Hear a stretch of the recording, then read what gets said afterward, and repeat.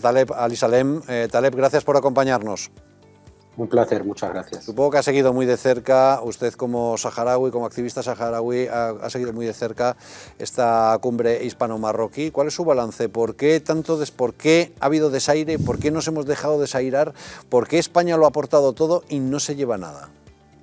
Bueno, yo creo que lo que estamos viendo, lo hemos anunciado de mil maneras, de que estamos ante quizás la mayor humillación pública que hayamos visto en los últimos tiempos en política, porque no estamos hablando de que el presidente español haya ido a Marruecos y no haya sido recibido por el rey y haya sido recibido por el primer ministro, que hasta cierto punto se puede entender. Estamos hablando de que el presidente español, junto a 12 ministros, que es la primera vez casi en la historia de este gobierno que sale en una visita oficial con 12 ministros de su gobierno, que haya sido recibido por un primer ministro que apenas tiene peso dentro de lo que es el régimen marroquí, ya que todo el poder reside en el rey. También hemos observado que todas las cumbres de alto nivel, tanto la primera que se celebró en el año 96, como la siguiente 98, 2003, 2007 y la última que fue en 2012, en todas ha estado presente el rey para legitimar y darle la importancia y la envergadura que merece. Digamos que esta cumbre llega para ser una bofetada por parte del régimen marroquí al gobierno español, que como bien has mencionado lo ha dado todo, ha renunciado incluso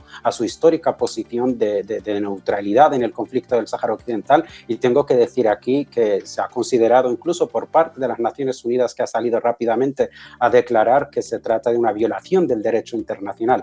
Este gobierno ha decidido violar el derecho internacional, ha decidido contradecir el voto socialdemócrata en la Unión Europea para apoyar a Marruecos con su voto y que siga violando los derechos humanos y que siga practicando el genocidio en el Sáhara Occidental. Este gobierno ha renunciado a todos los pocos principios que tenía, a todos los valores humanos y morales para proteger a Marruecos, y sin embargo lo que recibe son bofetadas, una bofetada tras otra. Y ya de forma muy breve me gustaría decir que Marruecos juega mucho con la simbología, y el hecho de que el presidente español haya estado ayer en una comida junto al retrato bien colocado del rey de Marruecos es, yo creo, quizás la mayor bofetada que ha querido dar el régimen marroquí al gobierno español. Bofetada diplomática porque no estoy, pero te coloco el cuadro, ¿es por eso?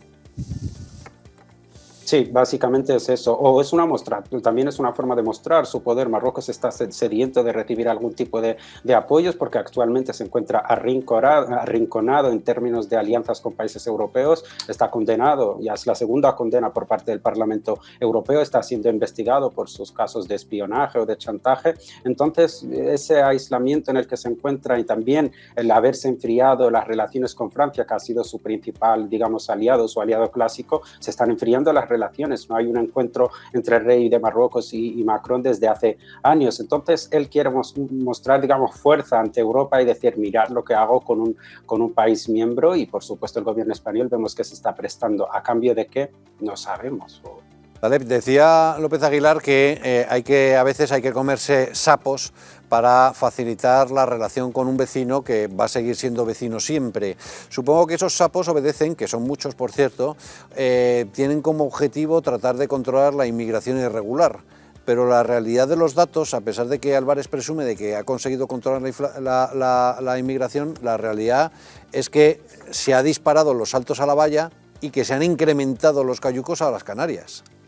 Por supuesto, y yo siempre lo digo y lo hemos avisado, porque los saharauis somos los primeros que sufrimos en nuestras carnes este método mafioso que tiene Marruecos en todos los niveles, ¿no? Tanto político como práctico, y llevamos muchísimo tiempo avisando de que Marruecos utiliza el espionaje y el chantaje, y ahora con todos los escándalos el tiempo nos ha dado la razón. Llevamos muchísimo tiempo diciendo que Marruecos tiene un plan para presionar a España con la inmigración, y esto ha sido demostrado el pasado año cuando abrió las fronteras y lanzó a más de 10.000 personas, y ha sido condenada también por parte del Parlamento Europeo. Y ahora también avisamos y mandamos casi un grito de emergencia de que la política que se está llevando a cabo por parte del gobierno español no solo nos afecta a los saharauis o a los países de la región como Argelia o Mauritania, sino que afecta y atenta de forma directa contra el Estado español, ya que alimentar, como digo siempre, el expansionismo marroquí es también alimentar sus pretensiones sobre Ceuta y Melilla. Sobre lo que me dices, se está intentando vender de que esta cumbre va a traer unos acuerdos sobre Ceuta y Melilla, un punto, digamos, de aduanas, también sobre la migración, pero esto ya se dijo cuando Pedro Sánchez cambió su posición sobre el Sáhara Occidental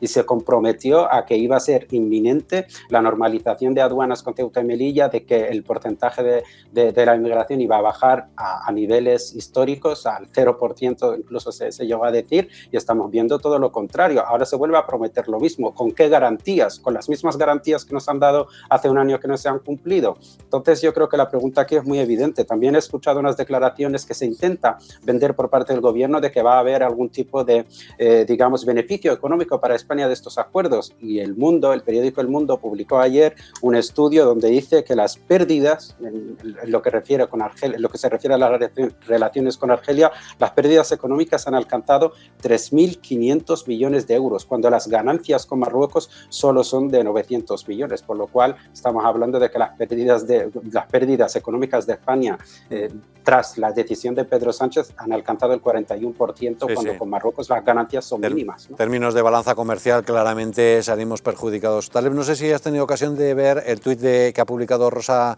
Villacastín en Twitter sobre la no presencia de Mohamed. Dice así: el rey de Marruecos va a su bola, vive a su aire, nadie le dice lo que tiene o no tiene que hacer, lo importante son los negocios que empresarios españoles tienen en ese país.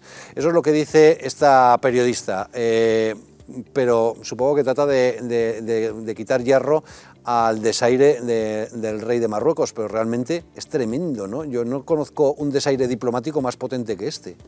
No lo conocemos ninguno, porque ya te digo, no es digamos, una bofetada, porque yo creo que es una bofetada y una humillación en toda regla a un presidente que va solo en una visita oficial y se podría incluso entender o se podría vender. Estamos hablando de un presidente de 12 ministros, es que esto, como te digo, nunca lo hemos visto. Yo creo que es la mayor humillación pública en los últimos tiempos, pero bueno, la gran pregunta que no dejamos de reiterar desde que comenzó todo este conflicto, ¿no? Es ¿qué le debe el Partido Socialista a Marruecos? Porque vemos un Pedro Sánchez muy envalentonado, incluso una persona con un cierto amor por sí mismo y por demostrar que es una persona, digamos, muy válida. Lo vemos también en la Unión Europea o en encuentros con otros presidentes como una persona que quiere mostrarse con mucho poder, pero cuando se trata de Marruecos vemos una humillación tras otra. Es decir, no ha sido recibido por el rey vivo porque prefiere estar de vacaciones y lo han llevado a ponerle flores al rey muerto. Por cierto, considerado por todos los organismos internacionales que se dedican a la investigación en materia de derechos humanos, el rey al que Pedro Sánchez fue a ponerle flores en la tumba es considerado un genocida de guerra, es considerado incluso un criminal por las prácticas de torturas y asesinatos que ha cometido no solo contra el pueblo saharaui, sino contra su propio pueblo, por lo cual estamos viendo un gobierno completamente humillado, que no solo es humillado, sino que no justifica esa humillación y la acepta. Y también se anuncia que se aumentarán las ayudas a las empresas españolas que decidan invertir en Marruecos, por lo cual Marruecos, digamos que yo creo que tiene el control absoluto sobre la política de este actual gobierno, y nosotros los saharauis lo proponemos y no estamos bromeando. Proponemos que la sede del Partido Socialista se traslade a Rabat y así, pues eso, las órdenes se reciben de una forma mucho más cercana del Palacio Real, ¿no? Sí, mucho más directa, aunque bueno, hay que esperar a que llegue su majestad, porque a lo mejor no se dignan a aparecer. Hay que recordar que Hassan fue el rey de la Marcha Verde, y hombre, rendirle homenajes al rey de la Marcha Verde, pues no es lo más adecuado, ¿no? Pero es que además el gobierno de España presume de luchar contra el dictador, y hombre, rendir homenajes al dictador vecino no parece lo más adecuado. Sí, yo lo decía ayer en un tuit, decía, resulta curioso que el presidente del gobierno más progresista de la historia saque a un dictador del Valle de los Caídos para ir a ponerle flores a otro en la mezquita de Rabat. Resulta completamente contradictorio, pero también es la política contradictoria, porque las declaraciones de hace un momento en una entrevista de Álvarez, cuando le han preguntado qué está pasando con el Sáhara, qué estáis haciendo, dijo, no, nosotros estamos apoyando los esfuerzos de las Naciones Unidas. Es una mentira tras otra, porque las Naciones Unidas, su enviado especial, están trabajando en la descolonización a través de un referéndum, y lo que está haciendo este gobierno es entorpecer el trabajo de las Naciones Unidas al apoyar a Marruecos en esa anexión ilegal. Es una mentira tras otra. También, como te he mencionado antes, las promesas que se habían dado cuando se firmó este acuerdo con Marruecos de apoyarles en su anexión al Sáhara Occidental, se habían dado unos puntos a cumplir, las aduanas, reducir la inmigración y demás. No se ha cumplido ninguno. En esta cumbre tampoco se ha hablado de cumplir o fijar fecha, y el gobierno español sigue sacando pecho y sigue hablando de beneficios sin decir cuáles son estos beneficios, ¿no? Yo creo que los ciudadanos españoles pueden ser comprensivos, pero no deberían de ser imbéciles. Con todo el respeto lo digo, me tenéis que disculpar, porque el gobierno español está tratando a su pueblo como si fueran imbéciles. Está clarísimo, Taleb, muchísimas gracias. La verdad es que pretenden tomarnos por imbéciles, pero yo creo que ya el nivel es tan exagerado que ya no cuela. Taleb, muchísimas gracias. Buen fin de semana. Un placer, gracias a ustedes.